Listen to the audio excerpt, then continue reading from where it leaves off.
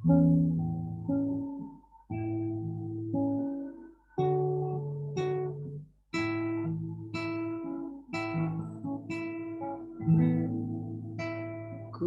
tak membawa apapun juga saat ku datang ke dunia. Ku tinggal semua pada akhirnya saat ku kembali ke surga.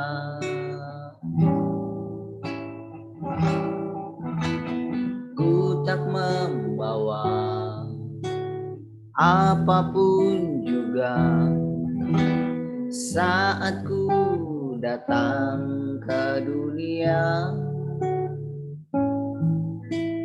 Ku tinggal semua pada akhirnya saat ku kembali ke surga. Inilah yang ku punya, hati sebagai hamba yang mau taat dan setia padamu Bapa. Kemanapun ku bawa, hati yang menyembah dalam roh dan kebenaran sampai selamanya. Ku tak membawa apapun juga saat ku datang ke dunia. Ku tinggal semua pada akhirnya saat ku kembali ke surga. Inilah yang ku punya, hati sebagai hamba yang mau taat dan setia padamu Bapa. Kemanapun ku bawa, hati yang menyembah dalam roh dan kebenaran sampai selamanya. Dengan apakah ku balas kasih-Mu? Segala yang ku punya itu milik-Mu, itu milik-Mu.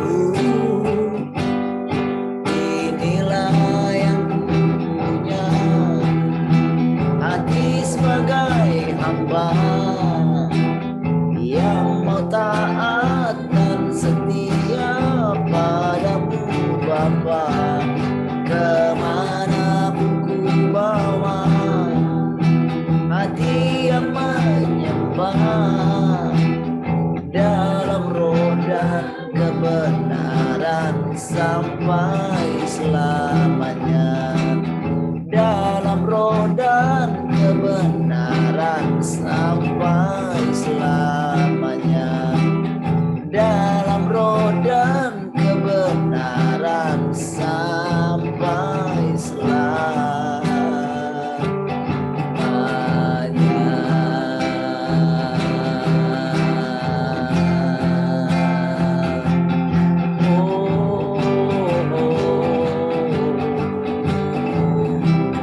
Hati yang menyembah-Mu, yang taat sepenuhnya kepadamu.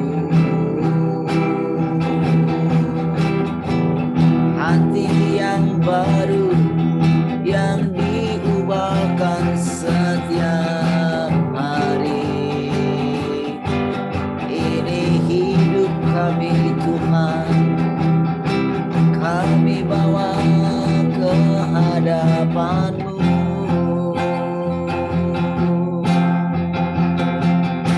Tak ada yang tersembunyi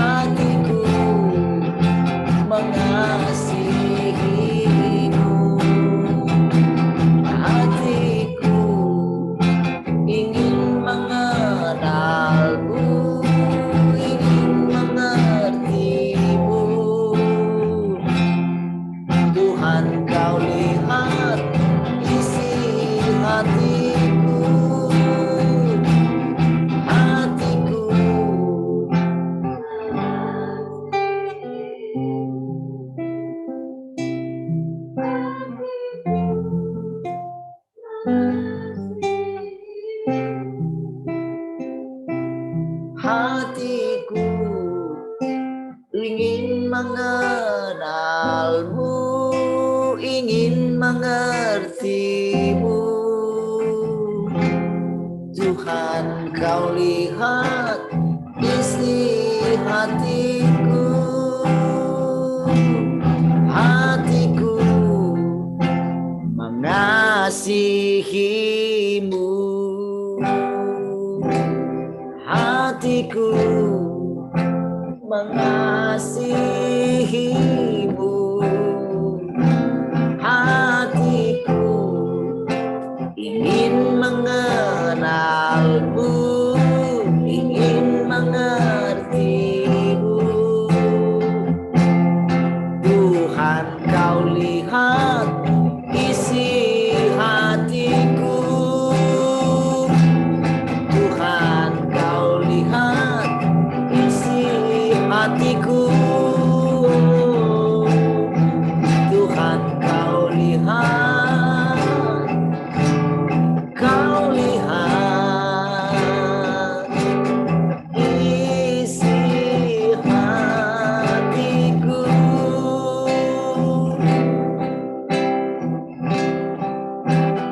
Oh, kau memandang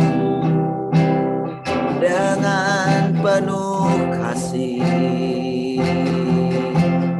Terima kasih Tuhan,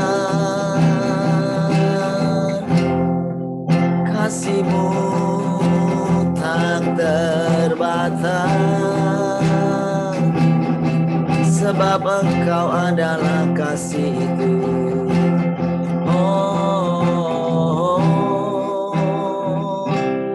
Engkau mengetahui segala sesuatu,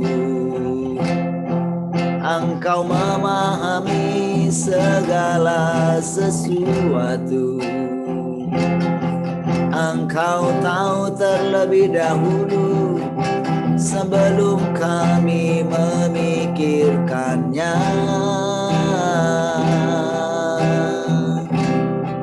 Terima kasih Tuhan, Engkau membuat dirimu sangat sederhana. Engkau rela menyatakan pribadimu untuk bisa diajak bersekutu.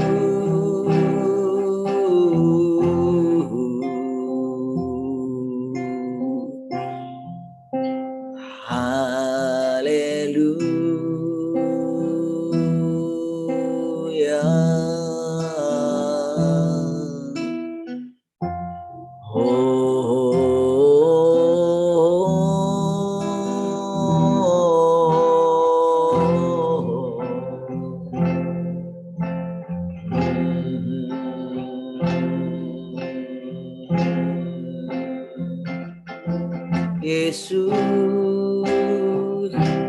Kaulah nafasku, Kaulah jalan bagiku, Kaulah kebenaran, Kaulah hidup. Setiap yang bernafas memandangmu.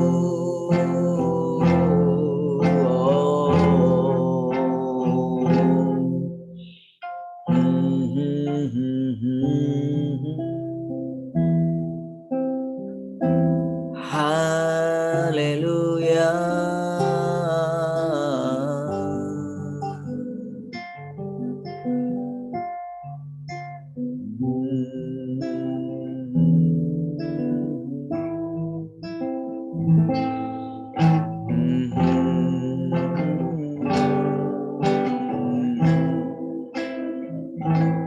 Haleluya.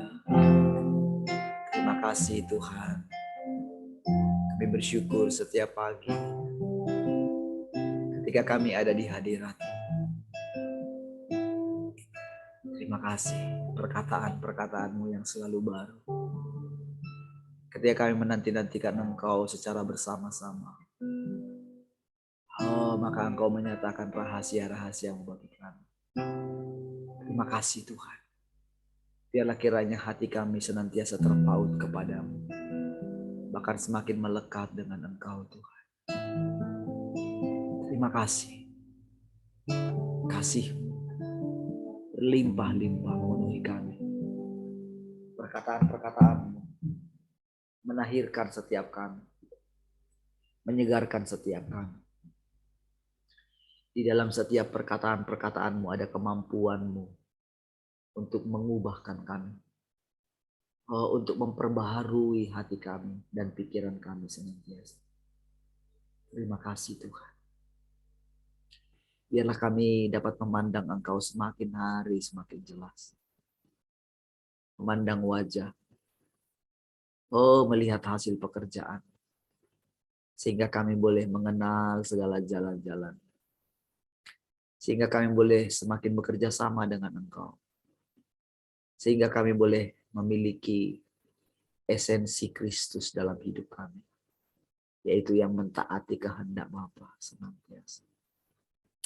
Terima kasih Tuhan. Kami bersyukur. Kau sangat baik.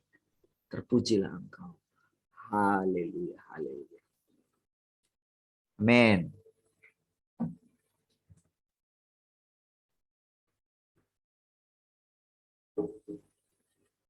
Baik, shalom semua.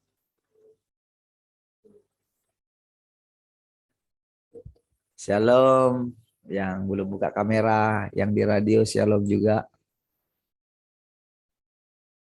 Radio siapa saja kah?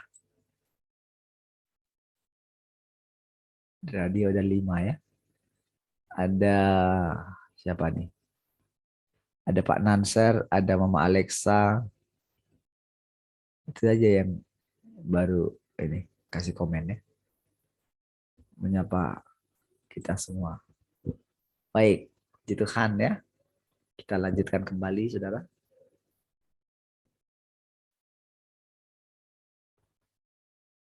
Baik. Saudara, kita coba ini lagi ya. Perdalam lagi mengenai kenapa ya dikatakan bahwa Tuhan itu mengenal isi hati kita. Kenapa kok bisa dia mengenal isi hati kita?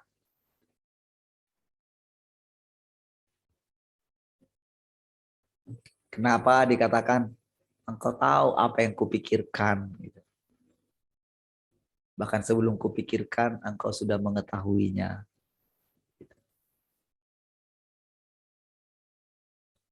Kadang kita, kenapa kita tidak bisa, apa ya?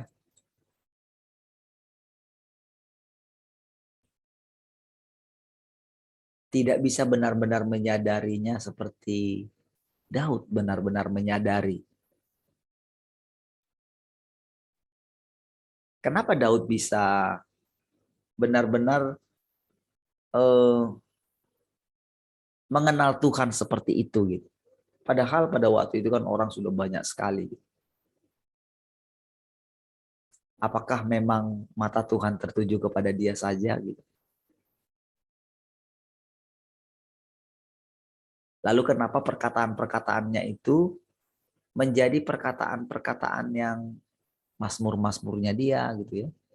Nyanyian-nyanyian dia, doa-doanya dia. Kenapa itu menjadi isi Alkitab gitu? Kenapa juga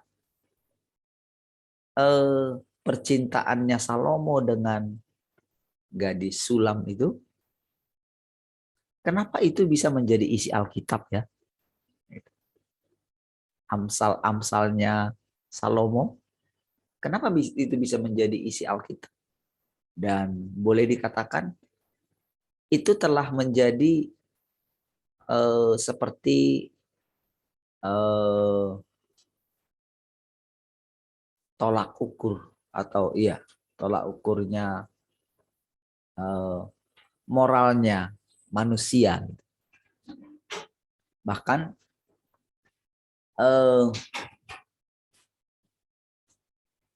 Itu bisa menjadi, boleh dikatakan ya, bahan-bahan khotbahnya manusia terus di zaman yang sekarang gitu. Padahal itu kan kalau dikatakan di Amsal itu kan nasihat-nasihat ya. Nasihat seorang orang tua kepada anaknya. Dan dia orang tua kita juga menasihati kita tanpa tahu pun isi kitab Amsal, dia sudah menasihati kita dengan ayat-ayat Amsal. Kalau boleh kita simpulkan gitu ya, kayak perkataan-perkataan orang Batak ya, orang-orang tua Batak itu kepada keturunannya gitu. Itu kan memang seperti kitab yang tidak tertulis kan. Tetapi perkataan-perkataan itu entah kenapa itu terus menggema gitu. Saya yakin belakangan baru ditulis kata-kata, ya kata-kata apa dikatakannya kalau bahasa Batak itu songon didok ni si julu-julu tubuh katanya. Padahal saudara, saya terjemahkan dulu ya, nanti saudara nggak ngerti. Seperti yang dikatakan oleh orang-orang yang baru, yang lebih duluan lahir. Gitu. Itulah arti dari bahasa Batak yang saya ucapkan ya. Nah, lalu belakangan ada orang-orang tertentu yang mulai menuliskannya, membukukannya. Gitu. Namun tahukah saudara, itu ya ratusan tahun. Kata-kata itu berulang-ulang gitu loh. Berulang-ulang, bahkan hanya sedikit saja tambahan daripada orang-orang zaman sekarang gitu.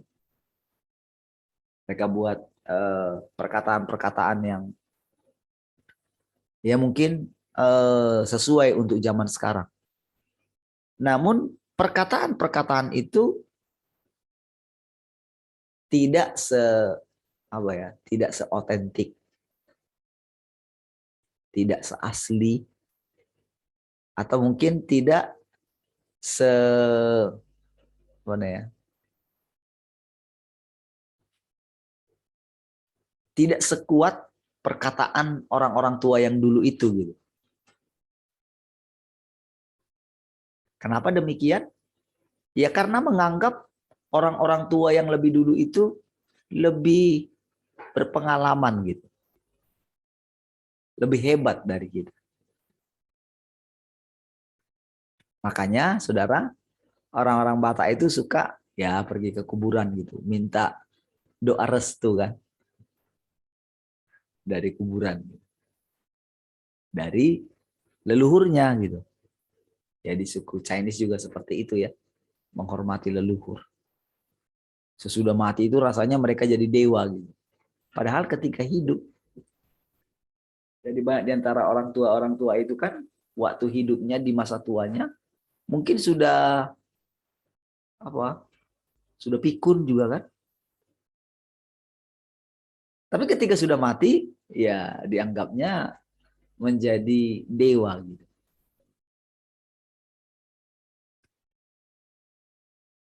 Menganggap itu lebih utama, bahkan lebih utama kadang dari Tuhan. Mereka bisa berkomunikasi gitu. Karena itu adalah mereka seperti karena mereka sudah di alam sana, kira-kira begitu ya perkataannya gitu. Sehingga mereka melihat, sehingga mereka membantu dari alam sana, kira-kira begitu. Kesimpulan daripada orang-orang yang mempercayai hal seperti itu. Namun, bukankah kekristenan sekarang itu ya mirip dengan itu kan? Padahal saudara, kalau kita mau dengan jujur gitu, mereka adalah orang-orang yang gagal juga.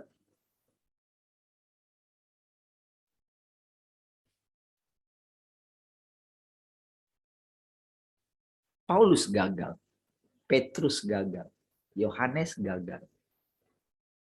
Gagal dalam arti begini, gagal menjadi sempurna karena memang yang sempurna itu hanya Tuhan itu. karena memang mereka tidak ditentukan sempurna gitu, sebelumnya. Atau begini saudara, jadi perkataan Tuhan, hendaklah kamu sempurna itu adalah pancingan supaya manusia itu mengejar kesempurnaan. Karena waktu manusia mengejar kesempurnaan lah, baru dia bisa bekerja. Kenapa Paulus itu diperhadapkan dengan kegagalan? Bahkan melihat kerusakan dirinya sendiri. Tahukah saudara, Paulus itu sebetulnya kalau dari sisi pencarian dia akan Tuhan, dari sejak kecil saudara. Bahkan orang tuanya juga pencinta Taurat, yang menjaga Taurat. Seperti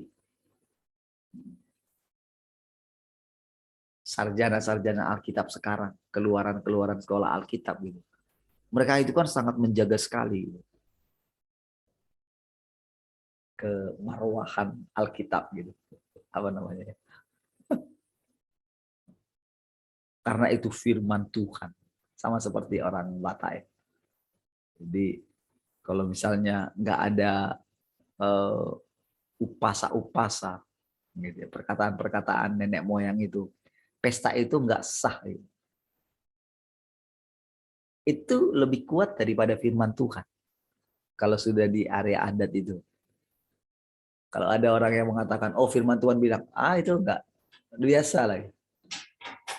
Jadi lebih kuat perkataan-perkataan nenek moyang.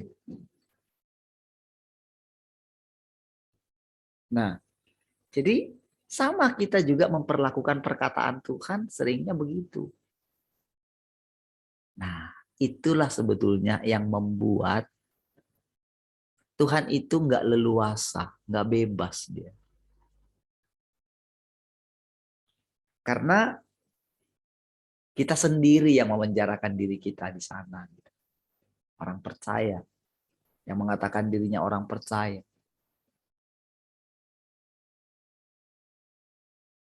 Seandainya kita itu boleh begini ya, kan kita sebetulnya sedang dibawa Tuhan gitu. Sedang dibawa Tuhan keluar dari dunia ini gitu. Kenapa kita dirampas, saudara? Supaya dia bisa ngajarin kita gitu.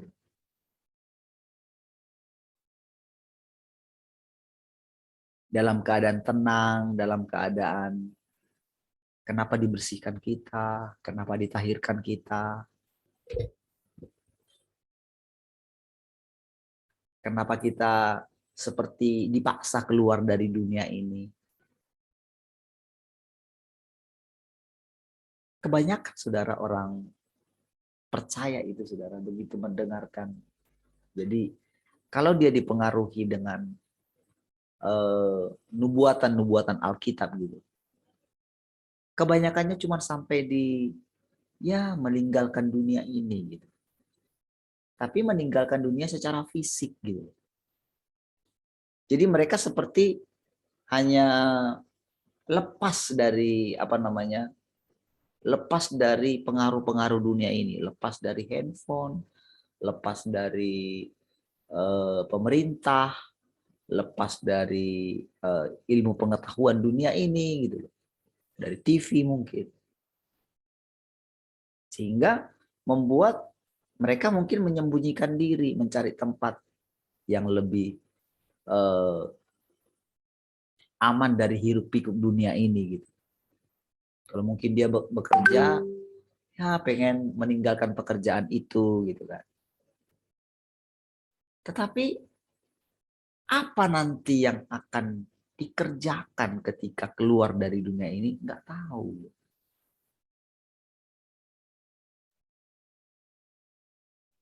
Bagaimana membangun hubungan setiap hari itu nggak tahu. Bagaimana suara Tuhan itu nggak tahu.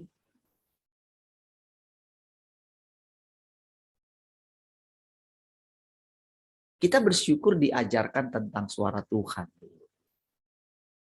Tetapi tahukah saudara, semua orang-orang teman-teman kita dulu yang mendengar suara Tuhan itu, mereka merasa yakin itu suara Tuhan. Mungkin mereka menulis, oh ini Tuhan, mereka chatting lagi gitu. Tapi mereka tidak tahu, tidak sadar. Apakah mereka chatting dengan Tuhan yang mereka sendiri atau Tuhan yang asli itu sendiri. Kalau seseorang mengatakan itu kepada mereka karena mereka merasa sudah mendengar suara Tuhan, maka itu akan sangat menyinggung mereka.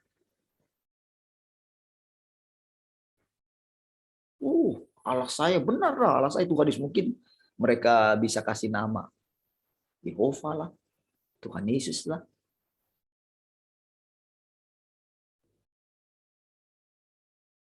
Mereka mungkin punya pengalaman. Oh, dia yang sudah memimpin saya begini gitu. Bisa. Tetapi apakah benar-benar, saudara,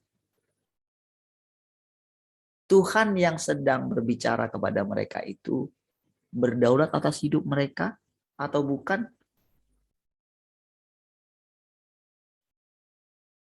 Itu tidak mereka ketahui.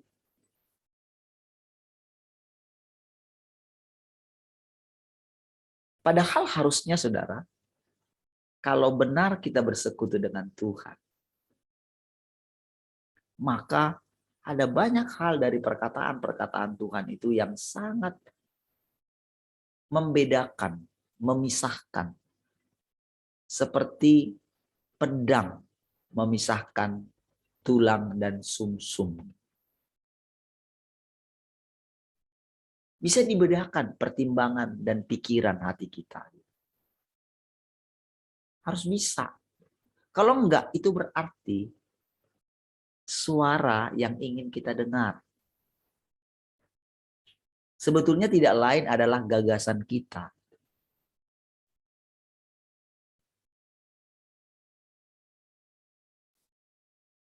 Saudara, bagaimana caranya Tuhan itu benar-benar menyelamatkan kita? Tidak seperti yang kita pikirkan dulu. Yang kita pikirkan dulu adalah sampai di sini, bayangin. Dengan iman, kita diselamatkan oleh Tuhan. Hanya begitu. Iman kebanyakan orang percaya hanya sampai di pokoknya kalau aku sudah percaya kepada Tuhan, menerima Yesus sebagai Tuhan dan Juru Selamat, pokoknya aku masuk surga. Dan kata-kata itulah yang dipakai untuk menenangkan hati orang-orang yang berduka. Namun ketika sebenarnya kita mendengarkan apa sih yang sedang Tuhan bicarakan gitu, tentang seseorang gitu.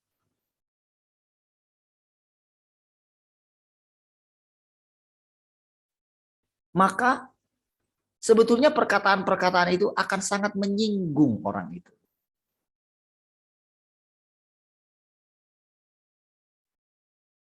Jadi ya sebetulnya lagu dunia yang mengatakan jangan pula kau katakan diri ini tak beriman.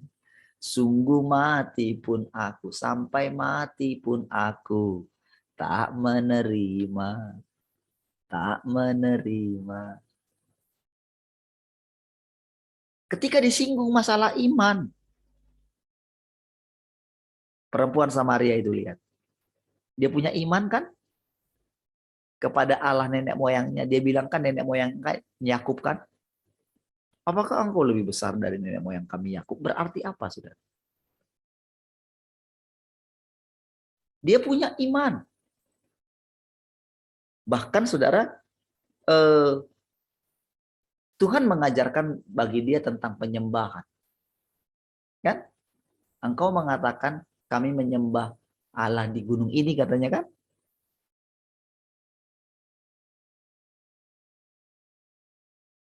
Berarti dia punya iman dong. Tetapi saudara, imannya itu tidak melepaskan dia kan dari keterikatan dengan laki-laki kan? Sampai 6. Melepaskan dia enggak?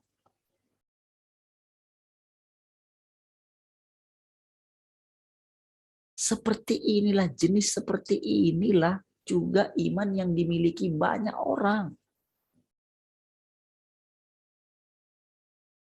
Dia terikat dengan cinta uang, terikat dengan nafsunya,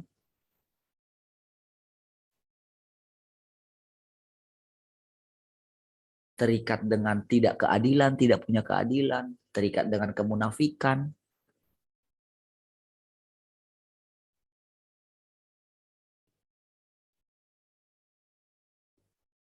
terikat dengan pekerjaan, terikat dengan banyak hal, tetapi masih bisa berkata, jangan pula kau katakan diri ini tak beriman. Sampai mati pun aku tak menerima, tak menerima. Kalau saudara katakan kepada mereka firman Tuhan, jago semua mereka. Mereka bisa kutip, mereka tahu bahasa aslinya. Mereka tahu latar belakangnya semua ayat-ayat itu, tahu dengan jelas. Saking tahunya mereka, makin jauh mereka daripada Tuhan itu. Makin sulit mereka menemukan Tuhan yang asli.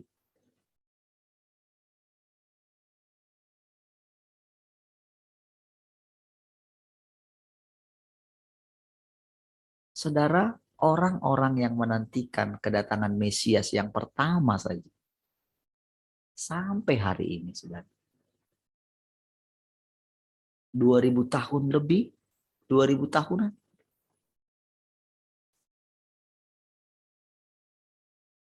Mereka tidak menerima.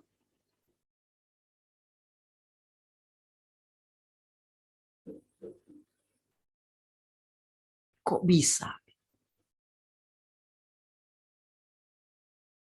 Saudara, orang-orang yang menantikan kedatangan Tuhan yang kedua, udah dari dulu, saudara. Padahal, saudara, sebetulnya kalau mereka benar-benar menantikan Tuhan, saudara, pasti mereka itu menyelidiki segala sesuatu. Pasti Tuhan akan menuntun mereka, saudara, kalau mereka punya hati yang jujur. Saudara, orang yang menantikan Tuhan dengan benar harusnya seperti Simeon, seperti Hana, menghabiskan sisa hidup mereka di rumah Tuhan kan? Tapi sambil mereka menghabiskan itu, mereka itu hati mereka tertuju kepada Tuhan terus, saudara.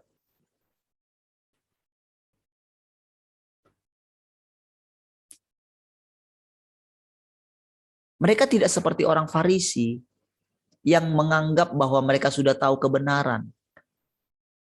Mereka sudah buat, saudara. Pokoknya Tuhan kalau mau datang harus seperti ini. Gitu. Harus turun di sini, harus lahir di sini, harus pakai nama ini. Karena Alkitab mengatakan demikian. Coba saudara lihat pertentangan mereka. Satu dengan yang lain. Ketika Nikodemus bilang, apa kamu nggak tahu ya? Selalu mereka bertentang.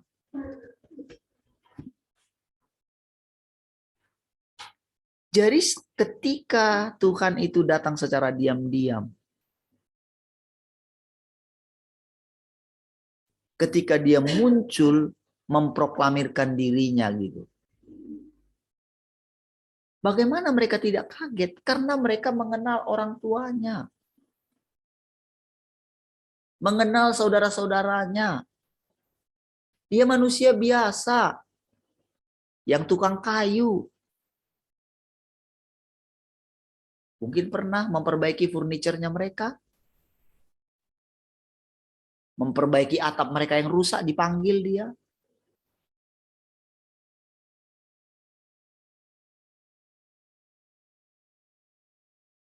Jadi mereka tidak menyangka kalau itu Tuhan itu sendiri, nggak menyangka.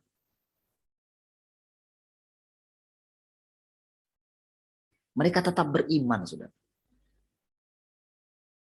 Mereka tetap punya Taurat. Aduh, pemahaman mereka tentang semua surat nabi-nabi itu akurat sekali. Coba bandingkan dengan orang Indonesia sekarang. Yang mereka pakai bahasa aslinya. Sementara kita baru belajar tentang bahasa Yunani. Kita kan bukan orang Yunani. Baru belajar bahasa Ibrani, baru sedikit gitu. Wah, itu terus yang dibawa-bawa di mimbar gitu. Baru belajar tentang sejarah. Mereka itu punya sejarah sendiri loh. Mereka yang punya, yang dipelajari oleh ahli-ahli Alkitab itu, saudara. Orang sibuk membahas tentang apa namanya, lebih mudah onta masuk lubang jarum daripada orang kaya masuk surga. Yang dibahas itu apa? Kenapa dikatakan onta masuk lubang jarum? Bayangkan itu bisa dikotbahkan. Betapa sia-sianya. Betapa tak ada gunanya. Sementara Tuhan sudah datang. Berarti gini, saudara. Orang itu hanya kembali saja ke masa lalu gitu loh sebetulnya. Padahal orang masa lalu melihat ke masa kita loh. Masa kita kembali ke masa mereka? Kenapa kita tidak ambil iman mereka sebagai iman kita? Kenapa kita tidak menganggap diri kita sudah melewati masanya Elia, masanya Henok, masanya Abraham, masanya para pendahulu kita? Toh firman Tuhan juga ada menjamin bahwa kita datang kepada kumpulan orang-orang kudus, katanya kan dalam kitab Ibrani itu.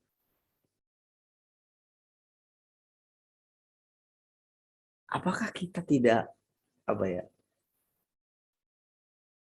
tidak membiarkan firman-firman Tuhan itu yang ada di Alkitab itu, tidak membiarkan mereka itu pada posisinya? Apakah itu tidak meruntuhkan logika kita? Saudara, harusnya saudara, setiap perkataan-perkataan Alkitab itu kita genapi loh, seperti perkataan Tuhan. Saudara, kalau saya katakan kita itu, sebetulnya itu Tuhan ya. Karena kan Tuhan yang sedang datang. Tuhan yang sedang ngajarin kita.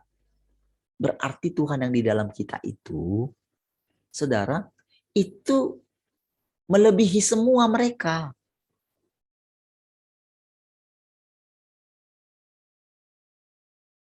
Melebihi semua gagasan mereka. Saudara, kalau kita ini jadi muridnya Paulus, muridnya Petrus, muridnya siapapun mereka. Muridnya Watchman Nee kah? Muridnya Pak Andreas kah?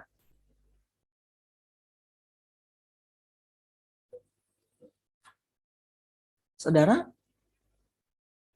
itu tidak akan bisa menjelaskan seperti ini. Karena kita di bawah mereka, sementara mereka saja menunggu masa yang sekarang ini loh. Daniel itu harus beristirahat bersama dengan nenek moyangnya.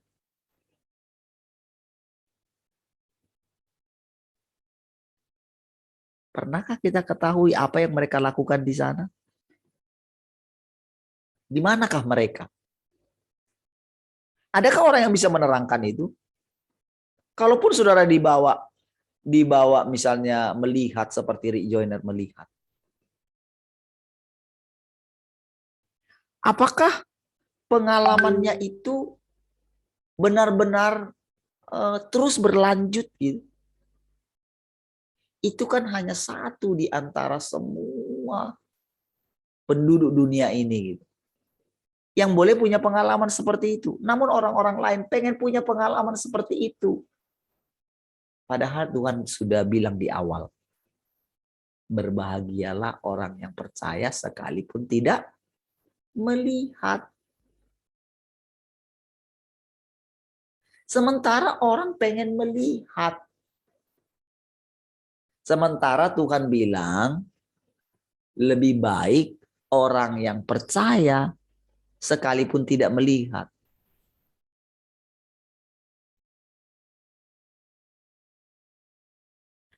Karena kamu bilang kamu melihat, maka kamu tidak melihat.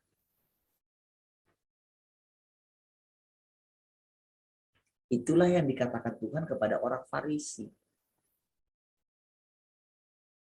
Sehingga mereka tidak pernah melihat Tuhan.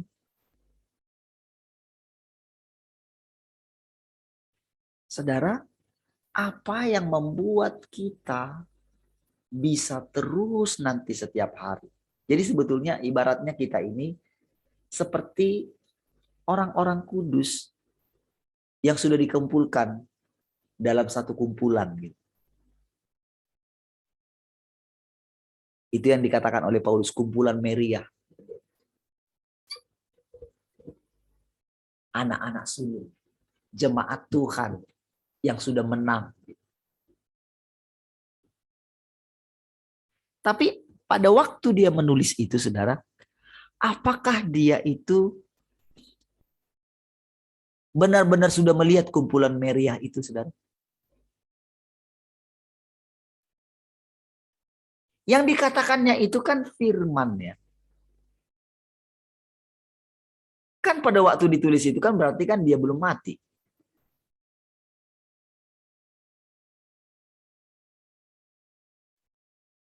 Dari mana dia dapat itu? Ilham. Tapi apakah dia ceritakan di situ ini ilham roh? Berarti begini, saudara. Ada perubahan dari ketika Tuhan berbicara kepada dia dalam bentuk ketika dibawa dia dalam pengalaman roh. Oke?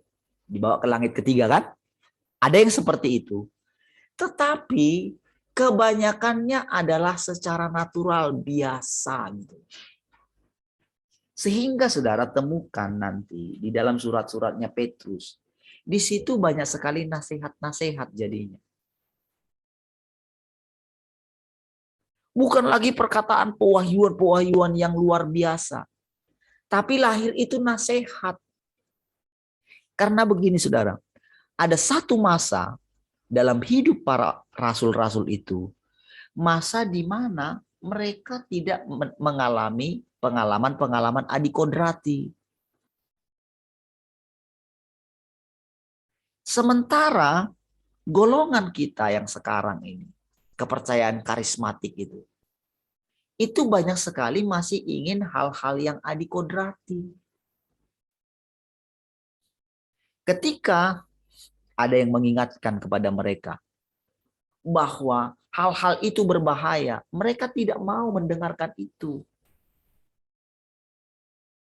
Ketika mereka melakukan tumpang tangan, mungkin kayak mereka seperti manusia super gitu ya. Mereka menganggap diri mereka itu benar. Mereka akan bela mati-matian kepercayaan mereka. Karena mereka merasa diri mereka tulus. Tapi ketulusan hati mereka telah ditunggangi oleh iblis. Mereka tidak tahu. Karena apa? Ambisi mereka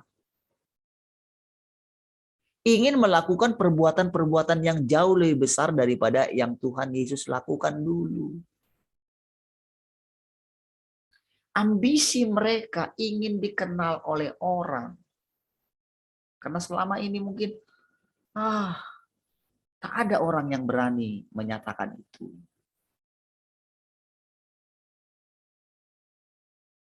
Lalu ambisi mereka ini dipakai dan iblis sangat senang mendiami orang-orang seperti ini.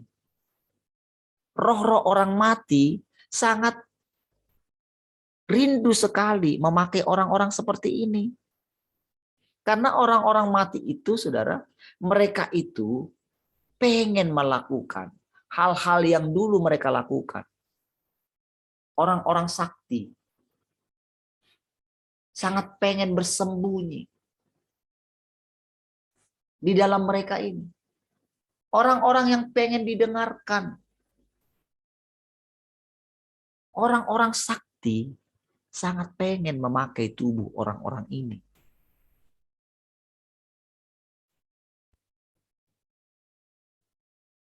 Sangat pengen membuat mujizat karena orang-orang ini pengen disembah gitu loh.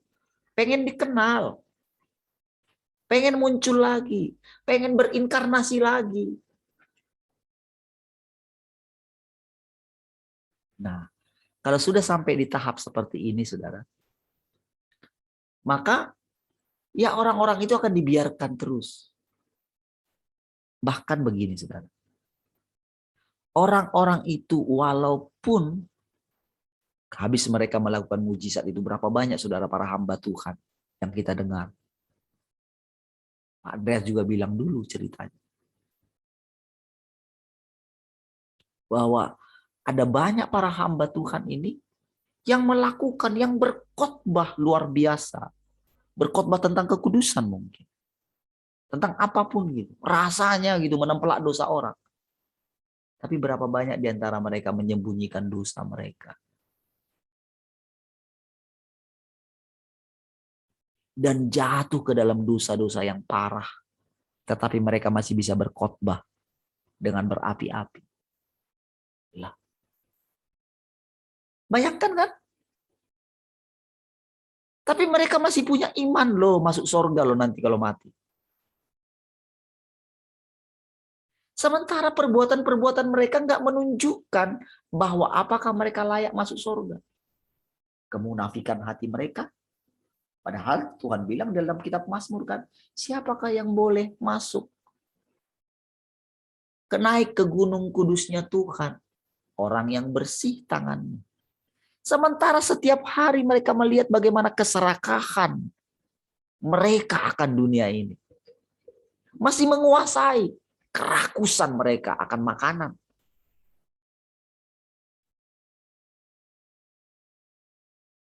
Pelitnya mereka. Itu masih menguasai alam pikiran mereka. Ketakutan, kekhawatiran masih menguasai alam pikirannya. Namun dengan berani bilang kalau mati masuk surga. Surga yang mana? Kan itu kan? Bukankah itu persis iman seperti orang-orang sebelah yang mengatakan kalau mereka mati jihad nanti akan dikasih 72 malaikat gitu. 72 bidadari gitu.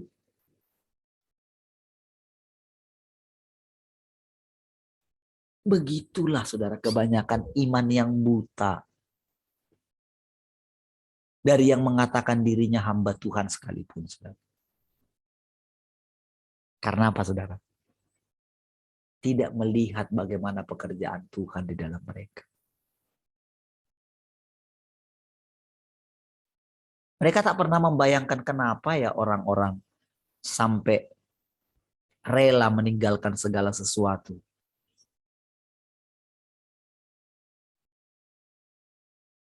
Ketika mereka dikatakan, kalian tidak boleh lagi memberitakan Injil ya. Jangan bicarakan Injil. Di kampus ini. Kalau nggak kamu dipecat dari kampus ini. Katanya. Harusnya saudara, orang itu tinggal tutup mulut saja sudah kan. Tetap saja mengajar.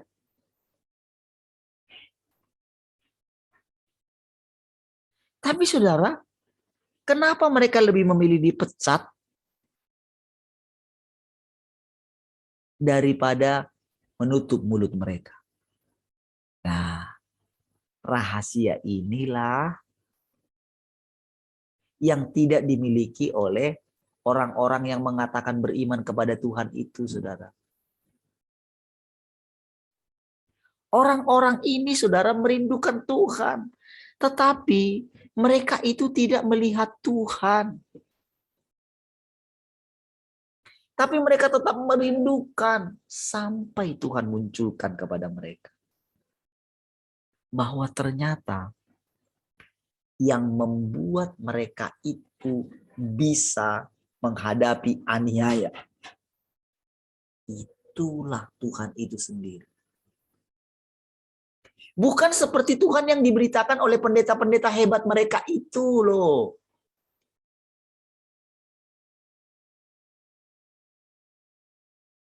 Ingat ketika kemarin saudara semua orang tunduk kan kepada peraturan-peraturan pemerintah kan? Yang ini, yang itu, sampai harus ini gitu kan.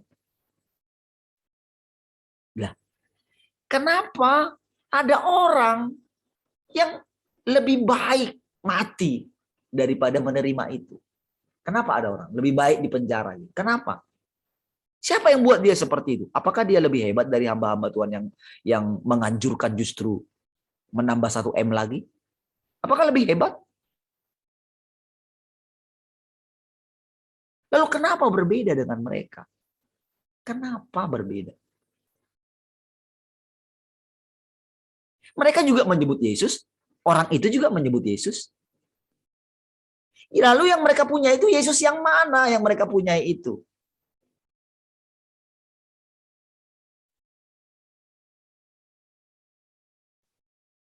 Kalau kita bilang, oh Yesus yang kumiliki Yesus dari Nazaret yang pernah turun dulu itu. Mereka juga sama. Mereka lebih tahu. Mereka bisa menjelaskan lebih jelas lagi. Tapi kenapa mereka lebih tunduk kepada dunia kepada Tuhan?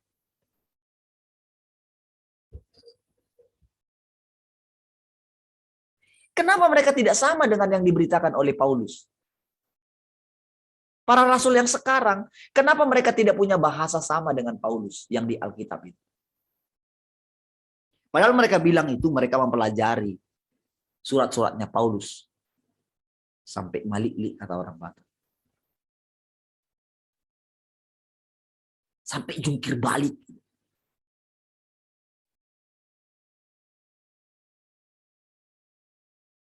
Kenapa mereka tidak bisa bicara seperti Paulus? Aku manusia celaka. Apakah mereka lebih hebat daripada Paulus? Kenapa sampai Paulus itu ngomong dia manusia celaka? Pernahkah mereka menemukan diri mereka manusia celaka? Tidak. Mereka menemukan diri mereka adalah sahabatnya Tuhan.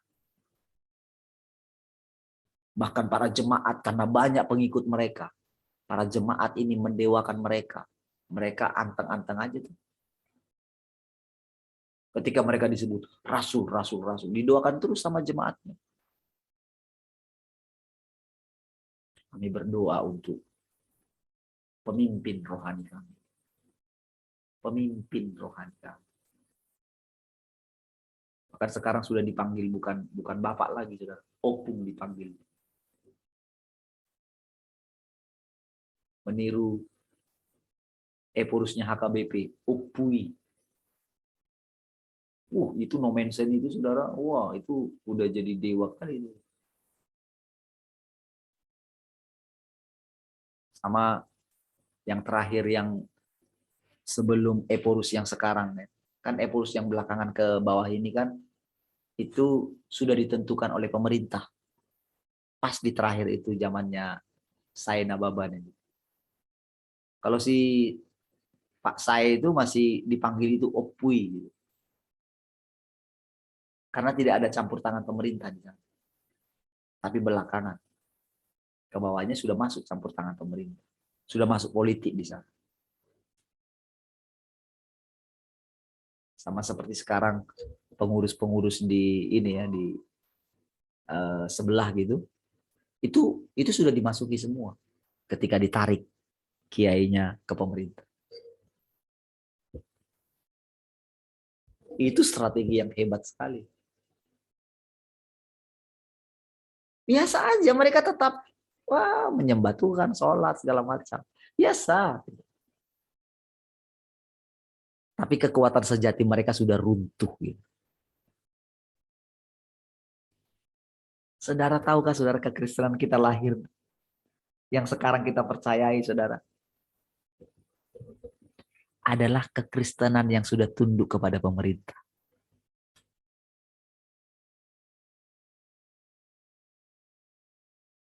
Itu sudah dari dulu, saudara. Ketika Kaisar Konstantinopel, saudara. Ketika menjadikan Kristen, karena sudah tidak terbendung dulu, saudara. Menjadikan jadi agama negara.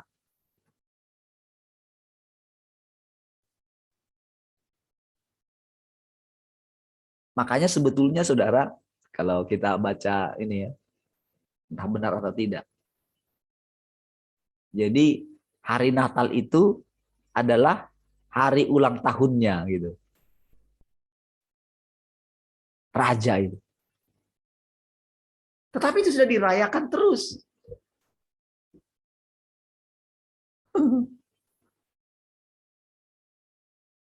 Dan kita masih mengikutinya.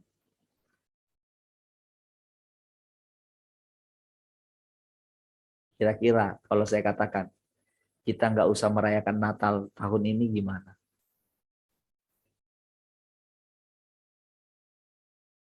Gimana? Pasti saudara akan bilang sesat. Kalau kita nggak merayakan Paskah tahun depan misalnya. Kalau kita nggak merayakan perayaan-perayaan itu, emang kenapa?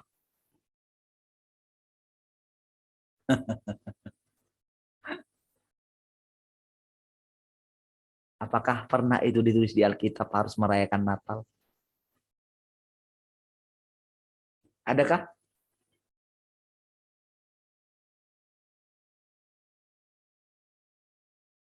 Adakah kita harus membawa kado untuk Tuhan di setiap Natal gitu kan? Ayo kita bawa kado kita untuk Tuhan, anak-anak. Apa kadonya untuk Tuhan? Apakah Tuhan itu setiap Natal itu jadi bayi lagi gitu? Lalu setiap Paskah dia disalib lagi gitu. Bayangkan saudara, kita dibuat dipenjarakan. Siapa yang berani ngomong? Manusia mana berani ngomong? Ngomong pun mungkin itu dasarnya, ya itu kan sejarah. Bisa diruntuhkan.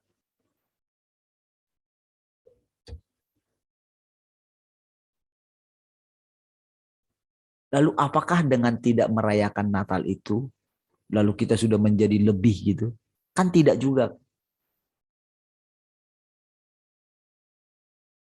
Yang sedang Tuhan bicarakan adalah inti hakikatnya dia.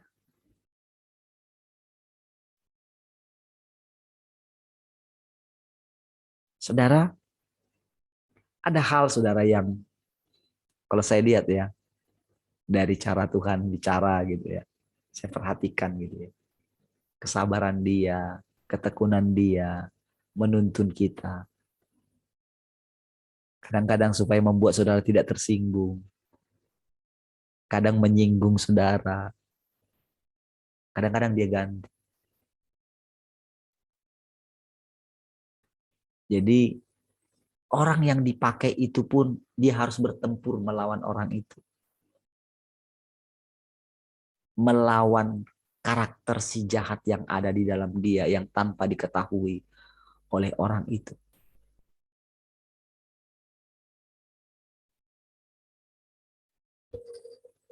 Kalau saya perhatikan ya bagaimana caranya dia bicara. Menarik hati saudara.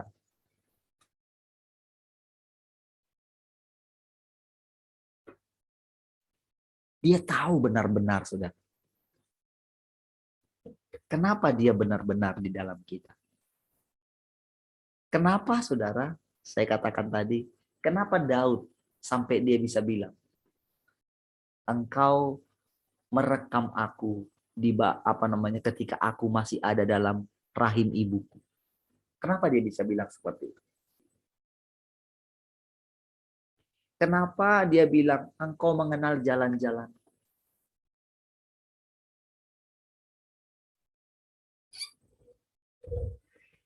Karena dia itu sudah terbiasa menyendiri dengan Tuhan. Dia ditolak oleh ayah dan ibunya. Dia tidak dianggap oleh kakak-kakaknya. Dia orang yang menyendiri, yang terbiasa tertolak. Tapi justru disitulah dia mempunyai hubungan dengan Tuhan yang berbeda walaupun sama namanya.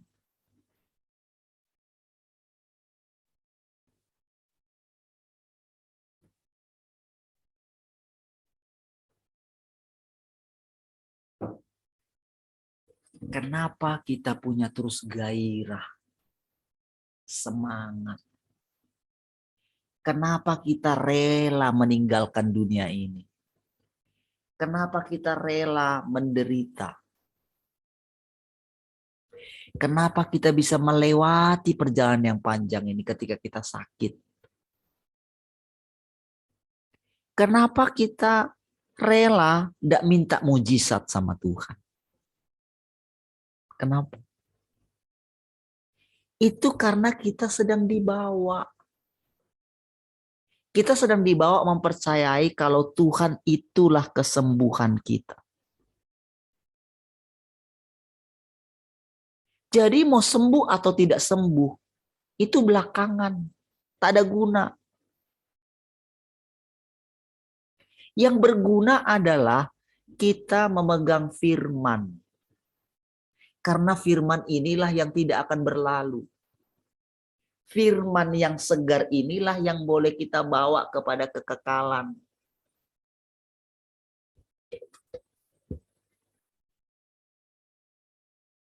Firman yang membuat kita seperti antara hidup dan mati.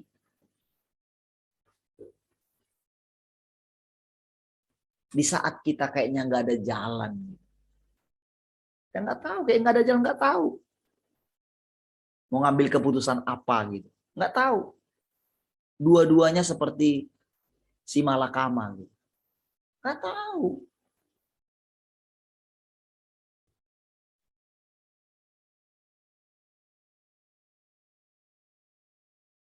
Waktu mau mengambil itu keputusan itulah kita akan mengenal Kristus yang ada di dalam kita.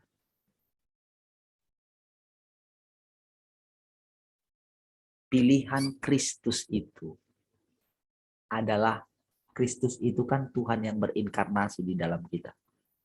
Oke? Perhatikan ya. Pilihan Kristus itu hanyalah melakukan atau taat kepada kehendak Bapaknya.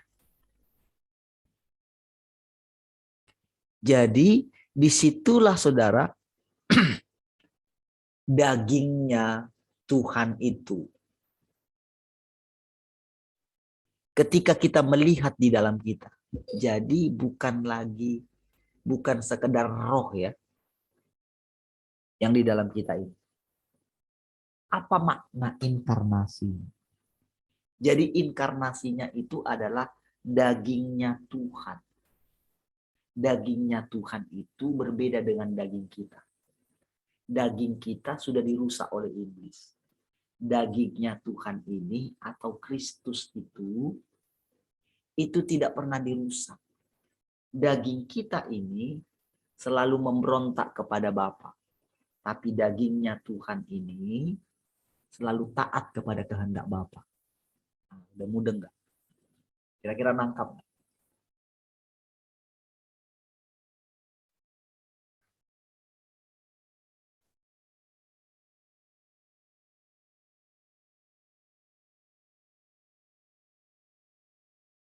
Ini saudara, yang kita pilih ini. Makanya dikatakan, enyahlah kamu.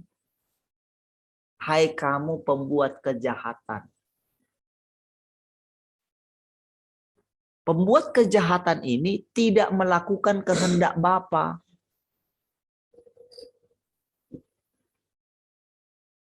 Kehendak Bapa ini, saudara, itu tidak bisa dibuat menjadi awal-awal ketika kita anak-anak. Itu kita aturan-aturan yang dibuat kepada kita. Jangan begini, jangan begitu.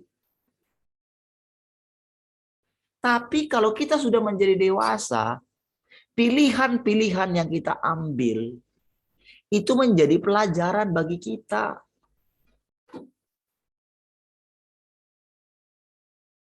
Ketika kita menjadi dewasa, disitulah dia terus terang kepada kita. Aku bukan kawan, bukan lawanmu, katanya. Karena pada waktu itu, saudara, Yosua itu selalu merenungkan tentang posisinya. Siapakah aku ini, Tuhan? Jadi dia bergumul mencari Tuhan. Gitu. Karena memang Tuhan harus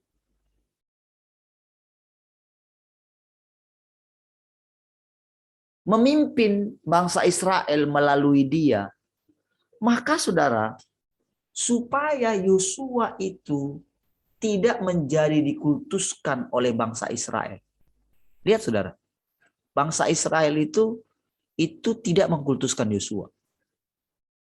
Berbeda dengan Musa. Orang-orang Yahudi tidak menyebut diri mereka itu muridnya Yosua. Tapi mereka menyebut diri mereka muridnya Musa. Karena padahal saudara, Musa itu gagal. Tapi kenapa mereka tidak menyebut diri mereka murid Yosua? Padahal saudara, Yosua itu saudara itu bahasa aslinya itu adalah sama dengan namanya Yesus itu, Yehosua.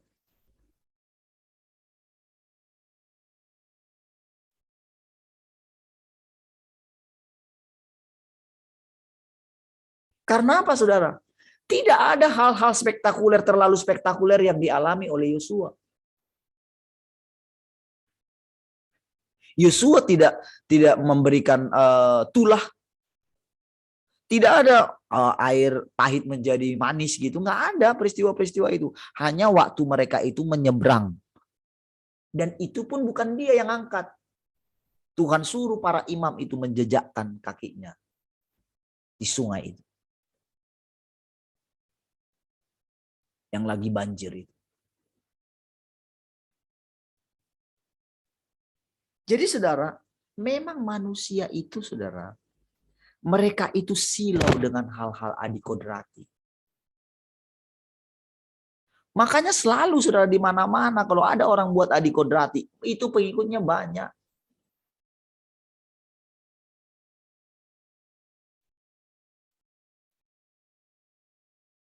Masih ingat ketika kita ke ini, Pekanbaru itu, wah awal-awal itu kalau lihat, begitu tahu, oh ini ada orang yang bisa menyembuhkan ini katanya. Semua orang-orang di sana minta didoain. Orang-orang Buddha kumpul gitu di satu rumah gitu.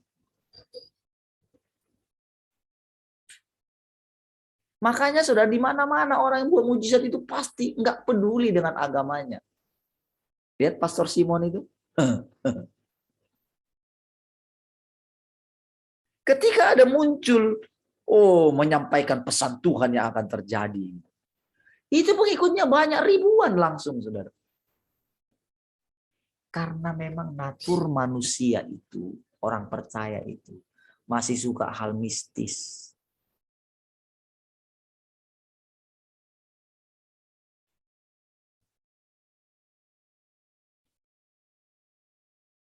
Kalau ada orang yang bisa membangkitkan orang mati, itu pasti diikutin. Ini pasti titisan dewa ini. Yang bisa melakukan hal-hal spektakuler gitu.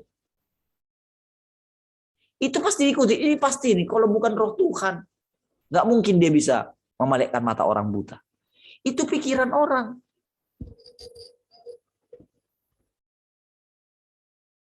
Jadi mereka menolak Tuhan yang sederhana.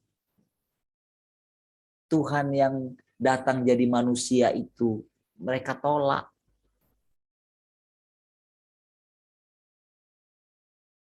Sehingga cara saudara mendengarkan perkataan-perkataan Tuhan yang biasa ini gitu, itu sangat mungkin ini. Jadi kalau misalnya saya nggak membicarakan Alkitab, wah ini nggak pas ini. Ini Bapak ini sudah meninggalkan Alkitab ini. Ini jangan-jangan ada roh lain ini. Jangan ini sudah mengikuti sudah jadi muridnya firman gereja Tuhan yang Maha Kuasa ini.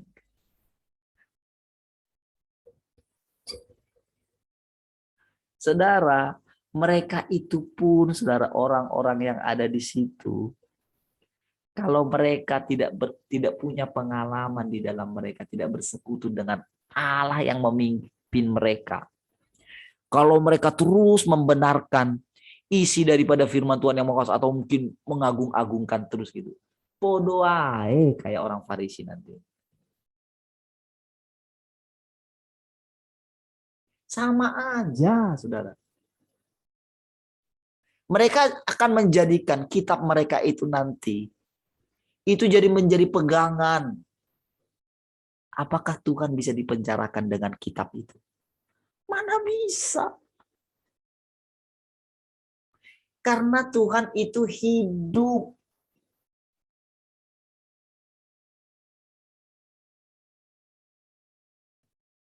Memang saudara perkataannya itu banyak sekali jutaan.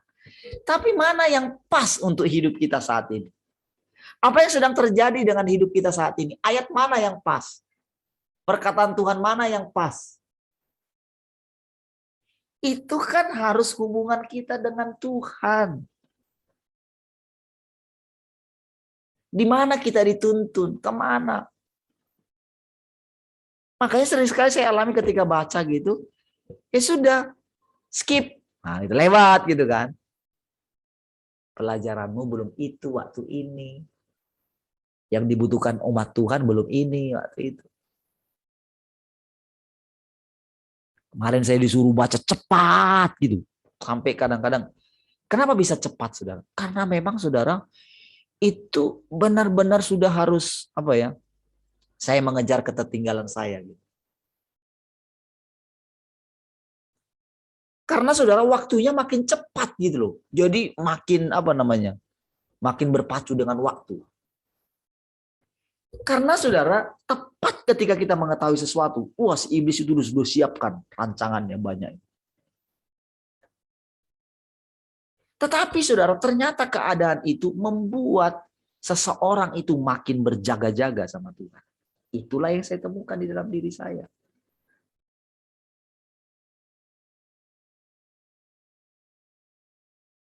Makin dengan tekun menantikan Tuhan malahan.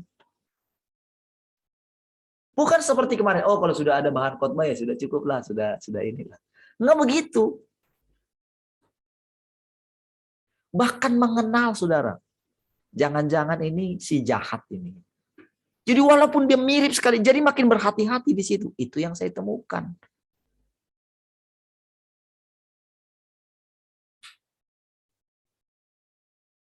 Jadi saudara, strategi si jahat itu saudara. Karena dia itu kan sudah mendarah daging di dalam diri saya ini. Diri kita ini ya. Yang daging kita ini. Nah, daging Tuhan yang berinkarnasi dalam kita ini, dia itu tunduk kepada Bapa. Makanya dikatakan, kita mesti menyangkal diri kita ini. Jadi bukan Tuhan yang di Alkitab yang kita ikuti. Tapi Tuhan yang pernah dulu itu, tetapi sekarang dia secara spesifik.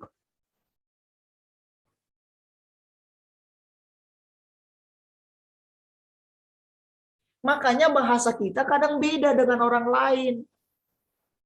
Orang masih suka mengatakan hal-hal nubuat, misalnya, kamu akan begini.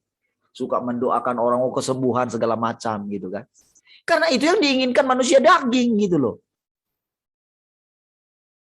Sementara roh Tuhan itu memimpin orang lewat padang gurun.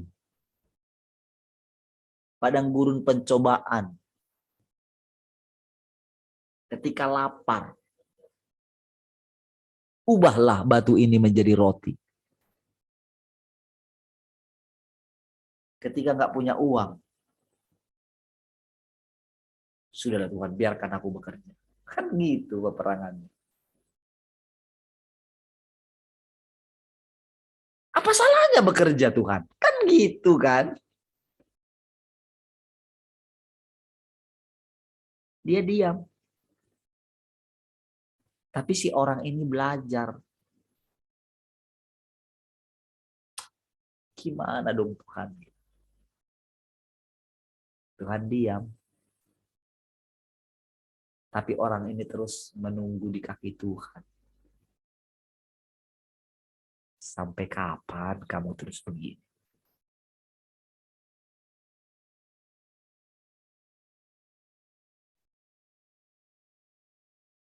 Kenapa kamu nggak belajar percaya? Kenapa kamu nggak diam aja? Kenapa kamu terus berontak? Di mana dulu ketenangan hatimu? Kamu ingat ketika kamu dulu mau mati? Kamu ingat ketika sakit parah menguasai dirimu, apakah kamu memikirkan pekerjaan? Tapi kamu lihat apakah aku pelihara kamu? Apakah kamu memikirkan pekerjaan? Tuhan mulai cerita itu, saudara. Tuhan mulai tunjukkan. Barulah teredam, saudara. Yang tadi itu. Ketika kebutuhan mendesak, saudara.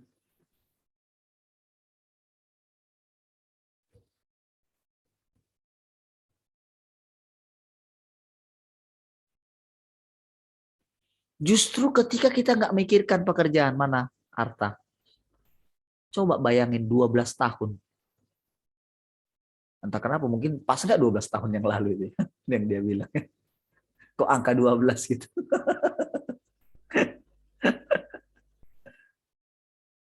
Sampai nggak mikirin. Saya sudah ngerti yang dibilang dia itu kerjaannya itu apa. Karena saya pernah kerja, tahu nggak? Dia pernah kerja di karton-karton itu ya. Tahu nggak? Waktu itu upah harian itu 6.000 dulu ya. Kerja orang kerja bangunan, helper itu gajinya 6.000. Saya itu saudara dari pagi sampai malam jam 11 terkumpul cuma 6.000 perak. Dari pagi-pagi sekali sampai jam 11 malam saya pulang jalan kaki. 6.000. Saya kerja dengan ibu-ibu itu. Bayangkan nggak punya pekerjaan. Di Batam ini. Jadi saya ngerti kerjaan dia itu. Tapi sekarang, setelah dia dikeluarkan dari yang itu, karena harus vaksin katanya. Kok bisa dapat pekerjaan yang lebih baik, sampai OT lagi.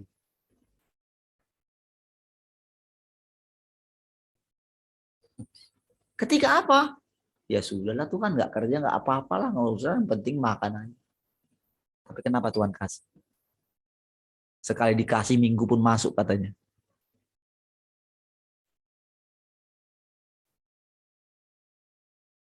Setelah keadaan seperti itu, mulai kan mikirkan.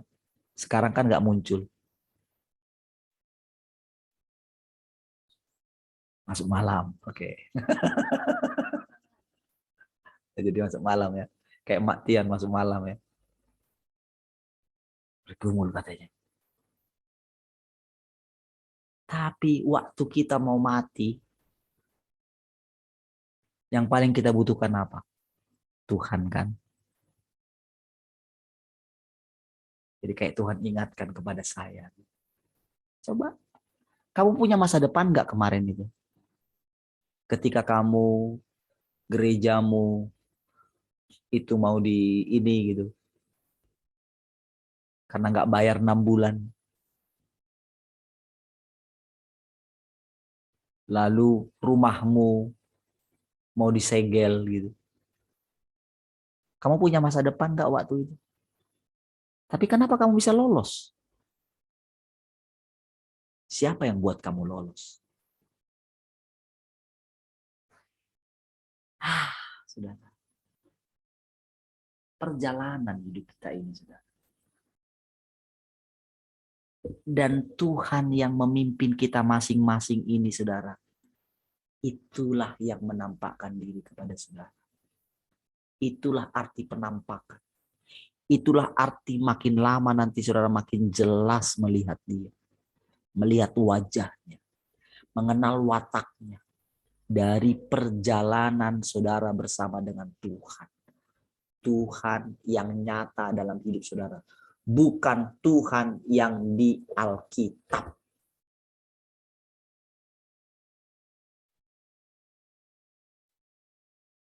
Saudara, Tuhan yang di Alkitab itu memimpin orang-orang dulu di zaman mereka. Esensinya memang sama, esensinya.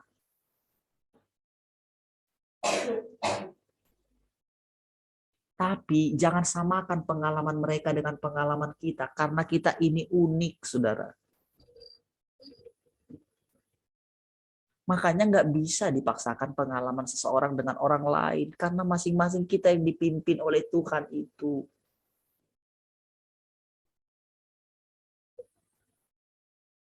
Cuman ciri-cirinya itu memang sudah betul. Membuat mereka berbeda. Membuat mereka punya semangat.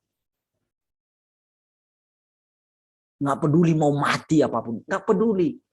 Tapi Allah yang di sini itu nyata, saudara. Mereka tidak menyangkali Tuhan yang di sini loh, maksudnya itu yang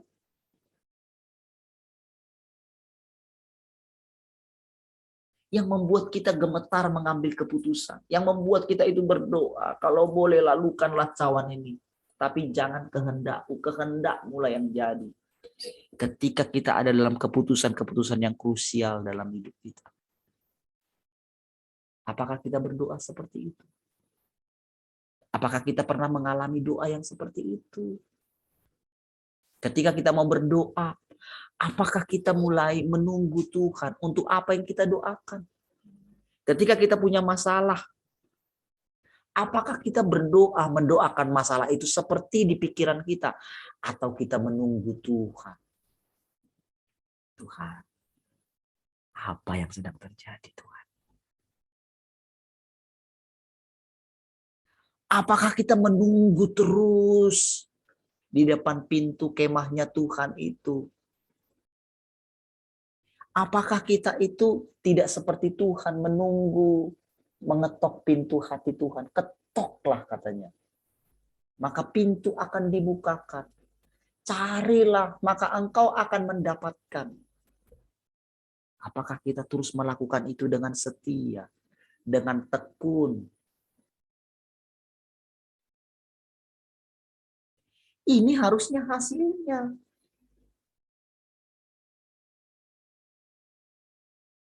Ketika saya katakan coba dengerin ulang. Coba berapa kali saudara dengarkan enggak? Nonton lagi enggak? Merasa saudara sudah lebih tahu kan? Karena kan saya bisa lihat tontonannya ketika saya sudah dimunculin. Ratingnya naik enggak? Itu bukan orang yang lihat itu saudara. Saudara semua, kita semua kok.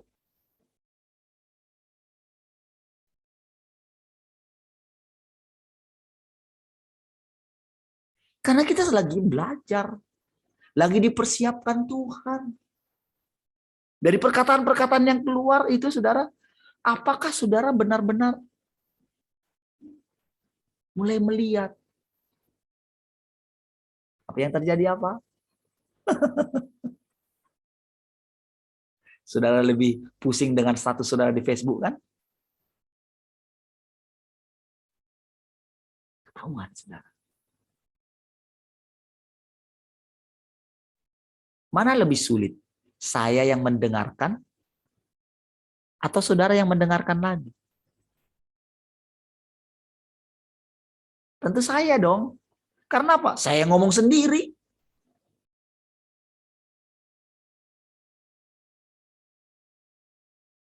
Tapi ketika saya dengarkan ulang, di situ saya belajar gitu. Mengetahui kemunafikan saya, kelicikan saya, mencari pujiankah saya di situ? Saya tahu. Jadi saya tahu gitu loh. Karena saya boleh memperhatikan, saya ingat ketika ngomong itu, bagaimana perasaan saya ketika ngomong itu. Jadi itu kayak dia diajarin, Tuhan ajarin gitu loh. Tuhan yang tadi Kristus yang di dalam kita yang berinkarnasi tadi. Dia ngajarin loh, dia tunjukin loh, ini loh kamu, ini loh kamu, ini loh kamu. Itulah proses penyelamatan. Bukan iman-iman mengatakan bahwa kita sudah selamat. Prosesnya inilah pekerjaan Tuhan dalam hidup kita.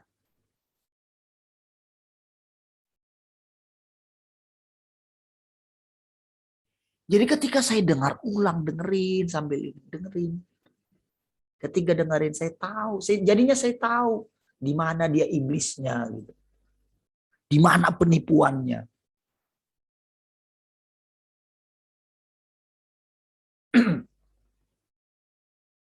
Di mana saya berusaha ingin menjelaskan, di mana saya itu kayak blank gitu. Ketika dengar ulang,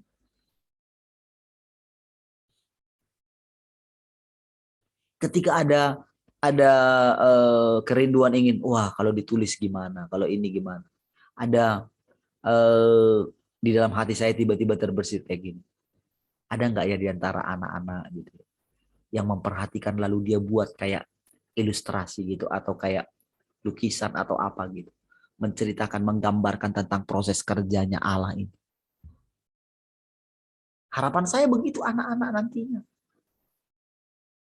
Bukan hanya game, tapi mereka bisa memvisualisasikan proses kerja Tuhan ini. Bagaimana Kristus, bagaimana diri kita, itu kayak dibuat kayak apa ya? Kayak simulasinya gitu. Sehingga orang itu bisa mengerti. Oh, seperti ini ya cara Tuhan bekerja.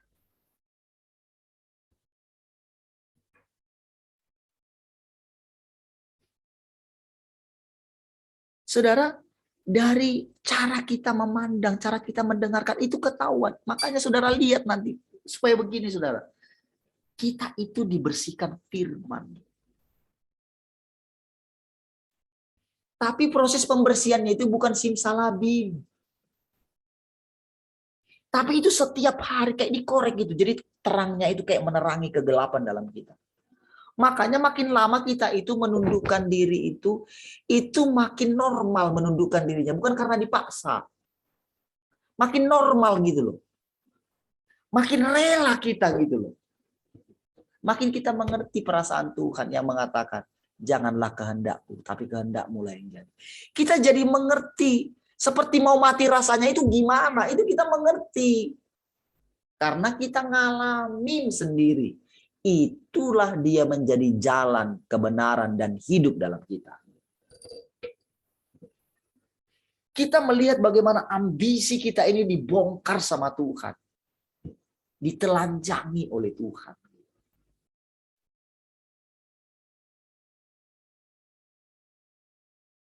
Saudara, dia menunjukkan. Jadi kayaknya dia buat ini kelompok ini, saudara. Saya jadi ingat bagaimana dulu mereka 30 tahun yang lalu itu. Oh, jangan-jangan dulu mereka seperti ini.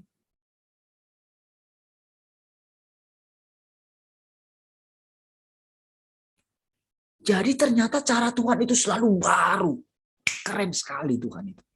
Dan di mana-mana nanti kelompok seperti ini akan mengalami Tuhan. Ketulusan mereka. Harga yang mereka bayar gitu. Kemurah hatian mereka. Tidak mencari nama. Itu akan ada di mana-mana. Disitulah seluruh mata akan melihat. Mereka yang mereka tikam 2000 tahun yang lalu. Dia yang mereka tikam 2000 tahun yang lalu. Mereka melihat dengan jelas.